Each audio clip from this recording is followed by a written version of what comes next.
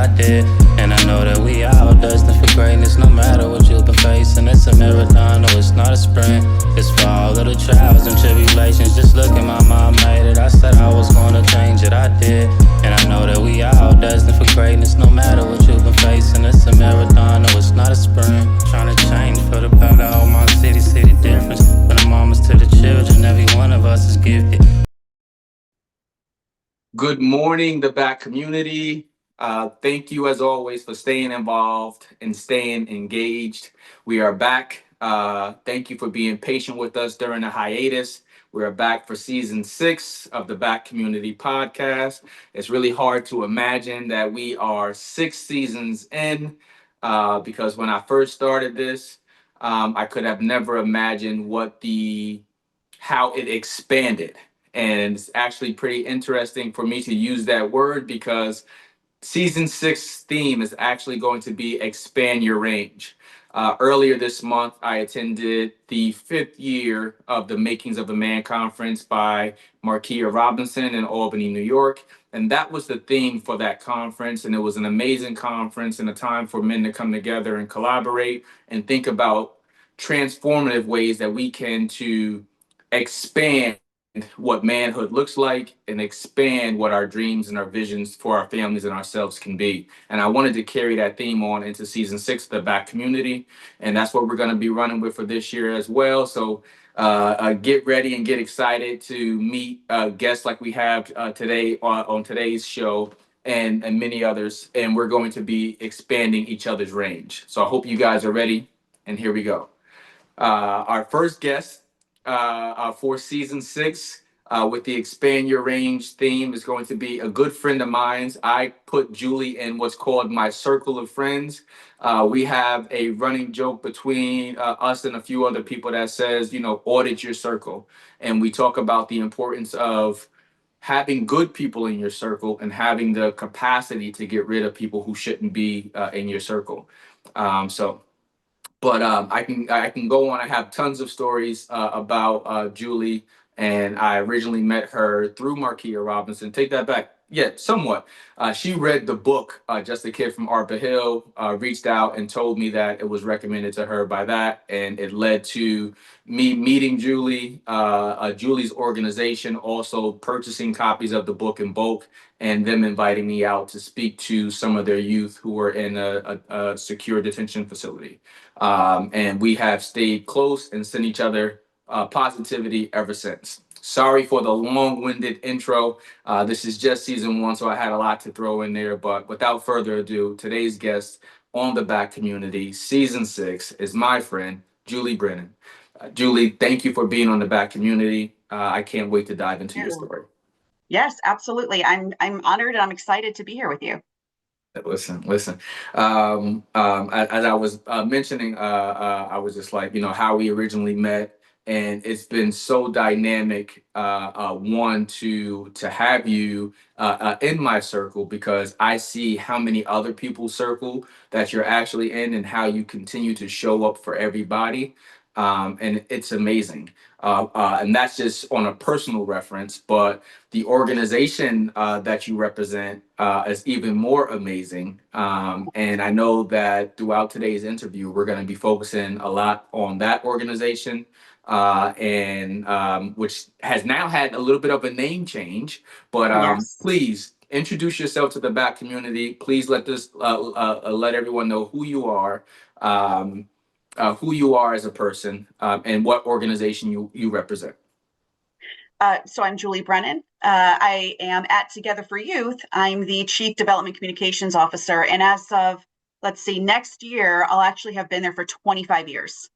And out of 800 staff, I think there's 5 of us that have been there 20 plus years. So it's kind of an honor to see an organization transition. Now, outside of Together for Youth, I'm a wife.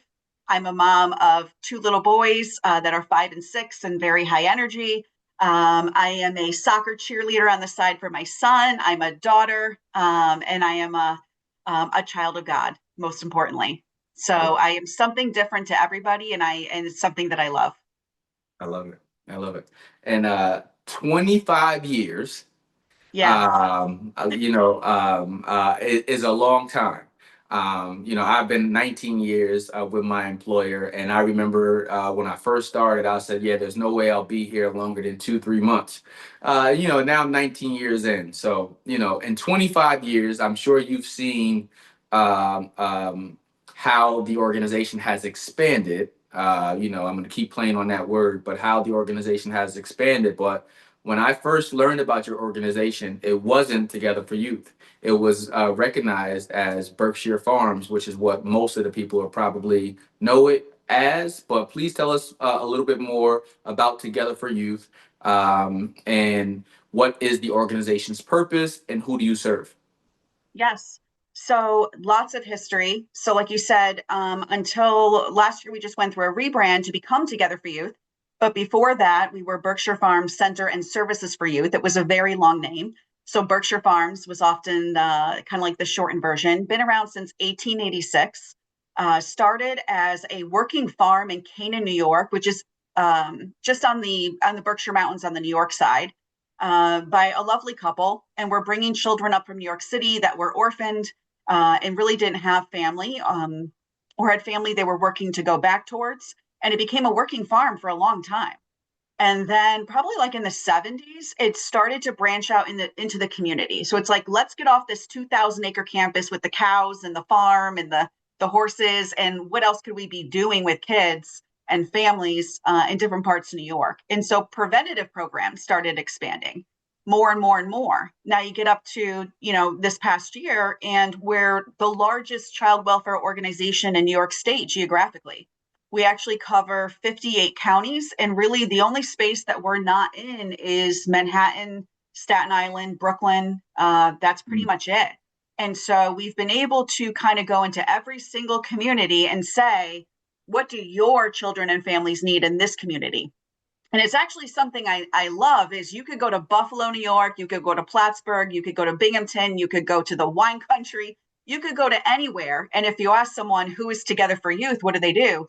They would have a little bit of a different description because we're so specific to what's happening in that community. And that actually makes me feel good. We don't create programs that are molded to force people into them. We mold programs to fit the needs of the children and families in every single community. So I that's love where it. we are today. So when you look at the name Berkshire Farm Center and Services for Youth, and you look at how far we've grown, we're not in the Berkshires anymore. We're not a center. We're not a farm. We service more than just youth. We're fully servicing families as well. And so it's been time for a long time for a name change, but that takes a bit. When you're a 140-year-old organization, takes a little bit to get everything aligned to get ready for a major rebrand. But I was really excited to lead that project last year and get us to the name Together for Youth, which was announced just over a year ago.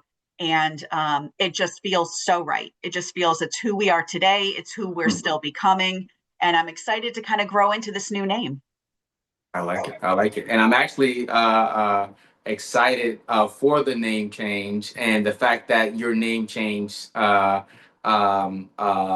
well with your audience, with the populations that you serve. I'm thinking of a joke. It's probably not the best joke, but I'm just thinking about the rollout that Cracker Barrel had and how they had to roll that back in because the people didn't like that one, but because when I first learned about Together for Youth, it was Berkshire Farm, and I had Yep. a cousin of mine who happened to be one of the young men involved in the program, Yep. and I've seen the program expand so much over the years, and the amount of services you guys actually offer is out of this. It's like, wait a minute, you can go to Berkshire and get this. You can go to Berkshire and get this, and I started saying, well, maybe I need to be in Berkshire. So but so to see one how the longevity of the organization for all of this time, and even through the rebrand that you guys were still able to not miss a step and to grow with today's modern times and give a name that is all inclusive and shows how expansive the work that you guys really do. So, but thank you for that. Well, I'm so glad you said that word about expanding to be inclusive, because that was actually part of the name change. It wasn't just about kind of together in the sense of us coming together. It was really about the sense of what we believe in a bigger picture, which is inclusion, building the bigger table to have more seats, to have more people. So you're sitting at our table. So Dakota Jones is sitting at our table. So Markia Robinson, so Trent, so Angela, all these people that we know, from volunteers to donors to people giving their times and talents to just their ideas of thought. I mean, it really just takes everyone coming together to make a better program to better serve the youth of today. So the togetherness, it seems like such a simple word, but it really has such deep meaning for us. So I appreciate you saying that. Gotcha. And I gotta ask, how did you land upon this career? I know you've been here for 25 years, but how did you get involved in this work? What was it about you that led you to be so passionate about it for over 25 years? What led you to this particular career? So it's been an interesting journey. You had a previous guest, I think it was Benita, who talked about pivoting. Oh And I yeah. would say my entire life has been one pivot after another.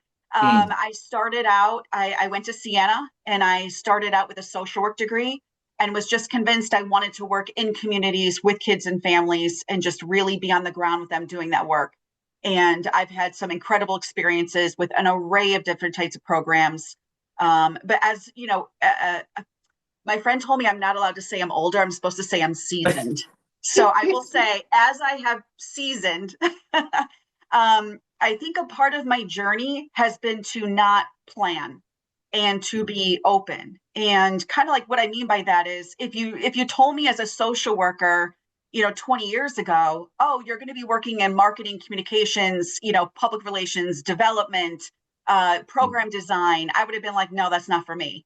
But mm, I was always willing to say, I don't want to define what I'm going to do. I want mm, to do things that make impact. Like I want to go and do the things that someone says, hey, you have a skill set and I really need your help over here. And then I mm, did that. And then it's like, hey, could you help over here? Okay, I'll do that.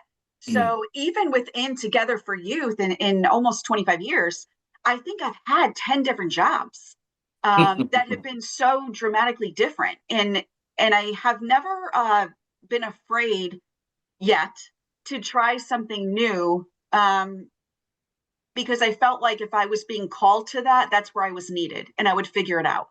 So I'm self-taught in a lot of ways with the different things that I do now.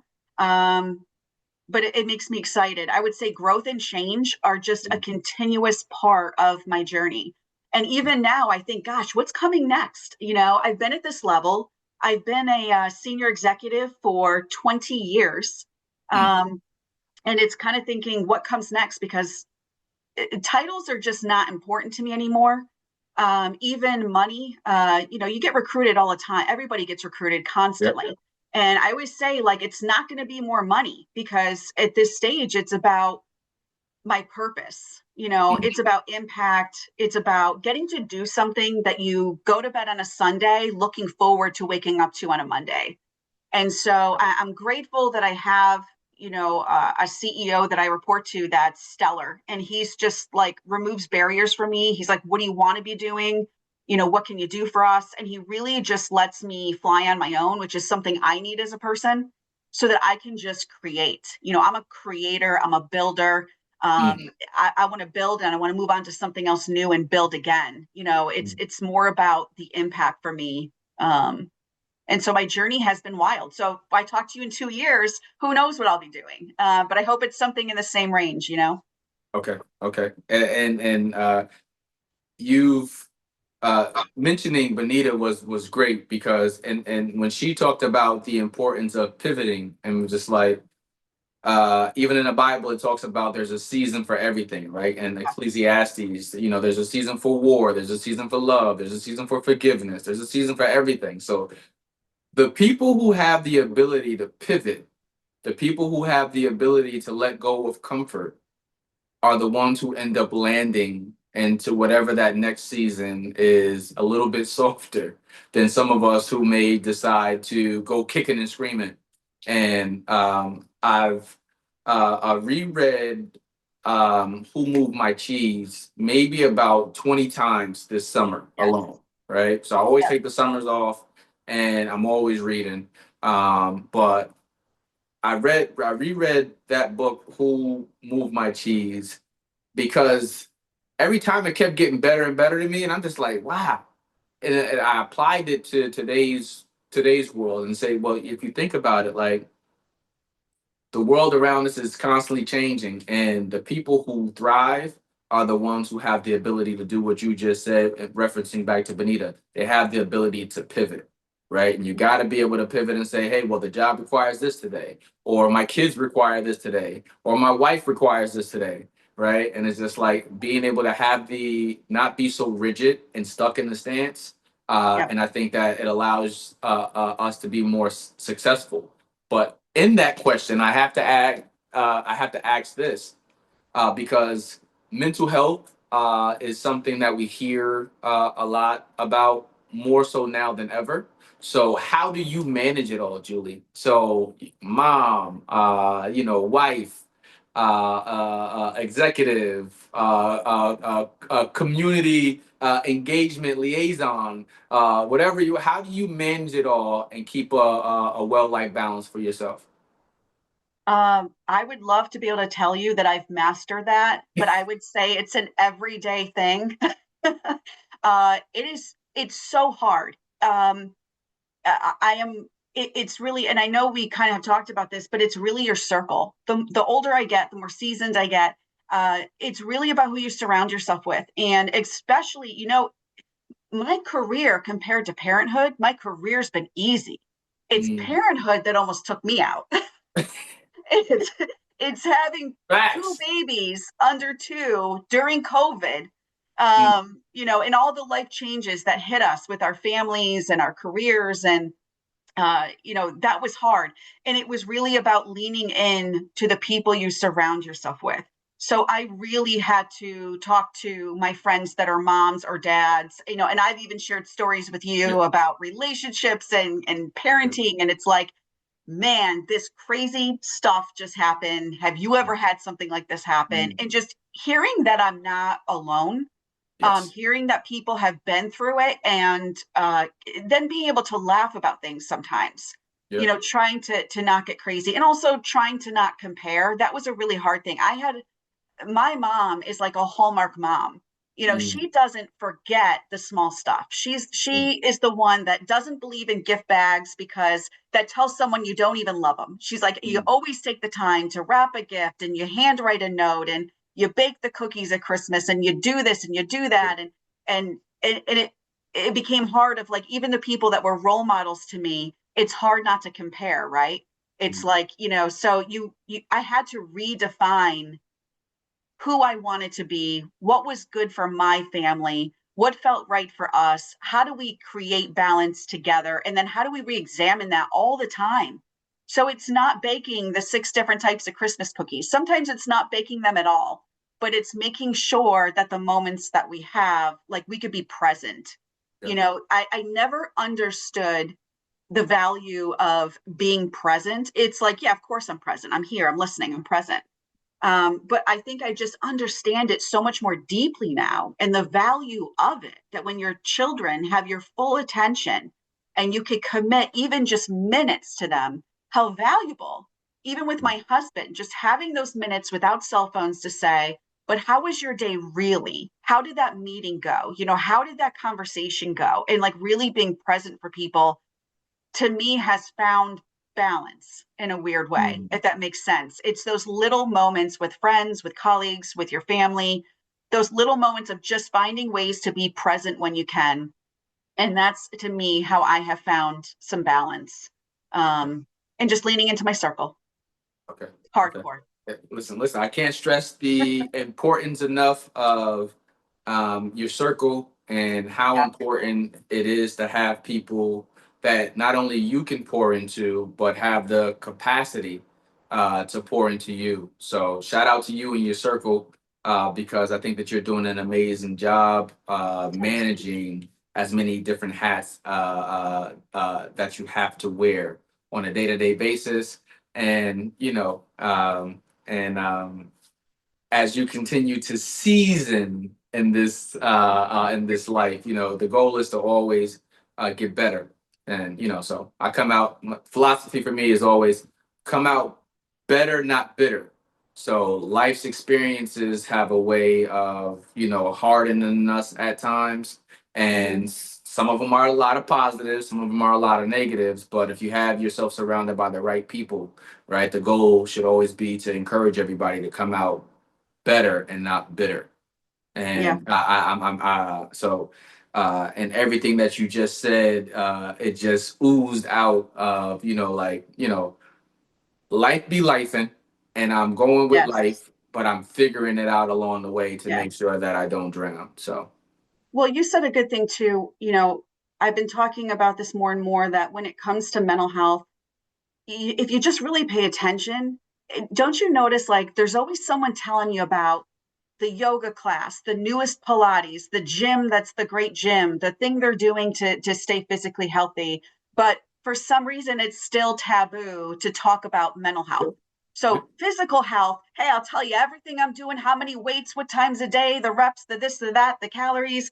But when we get to mental health, it's somehow still taboo. And that's something that I'm trying to even get better of go, well, if I want that to change, I got to talk about that too. And mental health during COVID was really hard for me. I had a 1-year-old, a newborn who had serious medical problems at the time. My husband was furloughed from his job. We were on lockdown. My dad was in the last stage of cancer. I mean, it was really like there wasn't an avenue of life that felt like I wasn't getting beat up. And you just try to get up and you try to be there for everyone else. And I'm glad that I finally had this incredible mentor who really convinced me to look into therapy. And I thought, no, therapy is for people with real problems. Therapy, like I should be able to do this. Like somehow I felt like going to therapy meant that I was weak, or going to therapy meant I didn't know how to cope on my own. And I had a hard time, but eventually, you take enough hits and you go, okay, I'll try anything. And I was so glad that I did. I didn't know the value of, you can have great conversations with your spouse, with your best friend, but they remember what you said, right? Like they remember, and it may come up down the road. And when you have a therapist, you get to be completely uncensored and say whatever you want, and that person's not taking it home with them, and they're not bringing it up later, throwing your face, or be like, remember when you said this? yep. And so there was such value, and to be so uncensored and to be so real and so raw and let it all out, I felt like I learned so much more about myself. I learned about all those areas that I thought I was doing it right in relationships, that I was like, oh, that's how I'm coming across. I learned so much, and it was such a huge support for me. And it was also nice to know I didn't have to come home. My husband didn't want to know what we talked about. He was like, listen, that's your space. Oh, this is my little guy. What's going on? You can say a quick hi. Hi, Kat. This is Ethan. What's going on, Ethan? He's starting kindergarten next week. I wish you the best of luck on kindergarten. This is going to be an amazing time. Have a good year. But yeah, mental health is something we all need to talk about more and support each other with. I dealt with mine very silently when I was going through things, because I wanted so badly to be strong for everybody else. And I didn't want to make it about me. And I was glad that I finally had this incredible mentor who was like, you can't take care of everyone else if you're not okay. And you have to go be okay first so that you can be that strong person for everyone else. So, it's something I talk about more and more. Listen, I'm smiling as you're speaking. This is not a laugh. I'm smiling because I know how rich that feeling is, and to be able to have that space to let it out. Right, therapy has been so instrumental in me being the man that shows up today. Right, and I still regularly go to therapy, and I love it. Yep. Because again, like I grew up in a community where no one talked about it, or people who went to therapy got labeled a certain way, and it's really not the truth. It's so far from the truth that it's disgusting that we have told ourselves these particular lies about something. And my life has changed, or let me go back to expansion. Therapy has allowed me to expand and see the fullness of myself and who I am as a person. and not have to show up as a harder version of myself, but still realize that, I have the capacity to express my feelings, tell you how I feel, and it doesn't have to come out via anger. It doesn't have to Yes. come out via, you know, what's the word? It starts with an S. Anyway, I'm probably gonna mess it up, but being able to show up as my authentic self is something Yes. that I've always strived for. And I think that therapy has helped me to identify several things. One of them is that, I ultimately have a pleasing gene within me. And I had to learn how to, realize Mhm. that no matter how much you try, you are going to fail if that is the goal of pleasing others, right? Yes. Doesn't mean that you shouldn't serve others, because you should, but you also have to realize where that balance may need to be. And then the other one was that um, my therapist had recommended a book called How We Love, and I've brought this book up Mhm. several times throughout now 6 seasons of the Black community. But How We Love changed my life, and I think How We Love changed my marriage in about 3 days. That's how Wow. good it was, and it got recommended through therapy.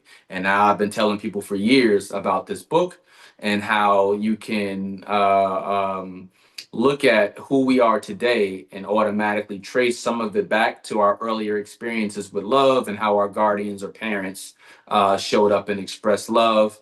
And it's all about the attachment theory and stuff like that. And I think the older that we are as people, or the more seasoned, as you like to say, we are as people, people think that the things that happen to us or how we experience interactions when we were a kid don't matter as much. And I think that's so far from the truth. Yep. A lot of times, in order to heal who we are today, we have to go back to figure out why we wore the mask that we did, or why we had so many layers. And it's kind of like now you start to peel back your layers through therapy Yes. and realize that, okay, I had this for a season, but that is not going to help me to get to my next season, and I gotta shed it. So therapy Yep. has been super dope and super dynamic, and it's something I preach from the mountaintops and say, hey, Yeah. you know what? Go to therapy, because therapy is, and every Yes. therapist is made different. But go to therapy because therapy is amazing, So and find someone who shares the values that you have, and realize that you don't have to accept just anybody. The same way you are looking for a car, you can look for a therapist. Say, I want to look at what kind of therapy this person does, what's this person's faith or not, whatever you're looking for, to be able to find someone who's best suited for you. And that's something that I learned because I had two different therapists, and yeah. one didn't hit, and then the other one hit, and I've stuck with that one for years. So. And I'm glad you brought up resiliency, because I think there's a thought that if you go to therapy, somehow you're not resilient. Like somehow if you don't battle this on your own and have the scars to prove it, like you're not a resilient person. I consider myself a very resilient person. And I'll always say to my husband, like, my tears do not define my strength. So I Mm, might be crying, I'm still moving. I might be crying, I'm still doing. I might be crying, I'm still hugging my kids. Like, my tears don't define my strength. My tears don't stop me from being resilient. And to be resilient, you got to go through shit. Like, absolutely. you got to go through it. And therapy helps you make sure that the stuff you went through doesn't stick to you and then sprinkle over all your relationships and other people. And that was such an aha moment for me of, I thought the focus was, I'm strong, I'm resilient, look what I've accomplished, I'm moving forward. And I didn't realize everything was sticking to me, like a backpack I was wearing. And it was kind of sprinkling over here and sprinkling over here. And I didn't see it. And that Mm, was such an eye opening thing, to think I could be resilient and strong and moving forward, and acknowledge that some of that stuff I had been through was still sprinkling over the people I love the most. mm, And that was it was so incredibly helpful. I think in the same way I think everybody should exercise or have their own form of physical health, I think everybody should get a therapist, and switch it up. You may have one that's helping you through a certain time of your life. You may be going through a divorce, or you're a new parent, because God, when you become a parent, you should get a therapist, because that is the hardest thing I've ever had to do in my life, was be a parent. I just think it's something that we need to normalize and everybody should consider doing. It's just nothing but helpful. Okay. All right. And let me see, because whenever Julie and I get together, guys, we can talk about everything and anything Forever. for forever. And I would be doing myself a disservice if I didn't mention two things. One of them is that this part of the conversation, it had me thinking about a dinner that we went to before. It was me, you, Angelo, Trent, and my best friend Brandon, right? Yes. And Brandon still brings you up to this day, Julie. Just like it was something that you said over dinner, and it was Intent versus impact. intent versus Yes. impact, right? And it's Yes. one of those things that, like, until you sit and really listen to it, you don't really start to look at what it is that you're actually doing, how it impacts other people, and how it shows up. And when you Yes. said it, I promise you, Brandon still uses that at least once a month. It'll come out. Oh, I love He'd be that. like, you know what I mean? And it's those things that level of awareness you can get through after going through stuff like therapy or going through real life situations, and you Yes. realize that though I may have intended this, this was the impact. Yes. And what's more important. Yeah. And doesn't that play out both in work, in your personal relationships? How many times do you say, that's not how I meant that? You Yep. took it wrong. Oh, you're Mm, just making a bigger deal. That's not at all what I said. And there's such a need to defend how we say things instead of looking at, gosh, if that's how they're hearing it, I didn't say it the way that person can hear it. So it's really being mindful of how you speak to who. And if mm, your goal is, I want my wife, I want my husband to hear how frustrated I am that they don't, take out the trash. It's like I can say it in a way that's quick and it lets my frustration out. But you know how the impact is going to be? Complete defense. Well, but yes. I do this. So why are you asking about the trash? It's going to turn into an argument. And if you really want the person to hear what you're saying, which is, I just need more help, and then you stop and you think, how can my wife or my husband, my partner, how can they hear it in a way that gets me to that goal of like feeling heard, Mm, feeling seen? I mean, isn't that what we all want at the end of the mm, day anyway? And so the hard part of intent versus impact is, if you really commit to it, it's spending way more time thinking about the words that come out of your mouth, and mm, the way more time of how you communicate with people. And when they tell you that's not how it landed, and they say, that's not how I heard that, that's not what I heard from you, it's saying, how did you hear it? And instead of telling them how wrong they are, it's going, oh, that's not how I meant it to be heard. Can I say that again? Can I try that again? Now that I know how you're hearing it. And it really can change. And, even when I am in supervisions with my own team, or even with our CEO, intent versus impact comes up all the time. Saying things, how are you hearing this? How is this landing with you? How did that feel of what I just said? How are you taking that? It's so important. mm, But mm. yeah, these are life lessons. That was a great dinner. I feel Yep. like we went around and all gave each other like one little tip of something we've Yep. learned. And I'm glad that Brandon still brings it up. Absolutely, absolutely. Well, that leads me to this. Next month, hopefully, I am able to make it up. But if not, Yes. Brandon might be coming as a surrogate for me. But there's an event that you guys put on and are putting on in September. Yes. And I know it's something that I definitely want to be a part of. And I'm trying to still figure out how I can balance three different events, and God willing, it actually works out and I'm able to balance all three and be there. But please tell us about what's happening in September, what the premise is of this event, and the impact that it has on the populations and the communities that you serve. Yes. So it's called Best Night Together. It's our first in person event in 5 years. It's our first event under our new name, Together for Youth. And we are a little bit different. It's not a gala. It's not a sit down dinner. It's a little bit different than what you may have experienced. It's a celebration. I mean, call it what it is. If you've been to 5 years ago, I think it was 5 years ago, we had an event in Saratoga. And if you came to it, you will know what I'm talking about. It's about getting people in the room that are making an impact, people that have joined our mission, people that have given time, talent, thoughts, ideas, connections, support in all different ways, coming together in one room to celebrate the impact we've made together.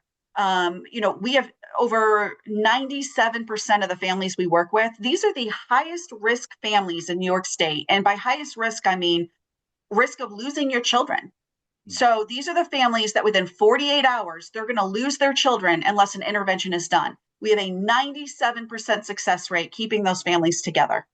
And we don't do it alone. Nothing is done in isolation. It's working with members of our community. It's working with other nonprofits. It's working with, the tier goes on and on. There is room at the table for everybody. So Best Night Together is truly a celebration of everyone who's been involved with us in different ways to get together and celebrate. And of course, there's always space for new people to come out, celebrate with us, learn what we're doing, and maybe walk away the next morning going, man, I think I want to get involved and reach out. So we're excited. It's going to be at the hangar, which is at the Albany Airport. So it's inside of a plane hangar. There's going to be food and music and just a lot of fun stuff.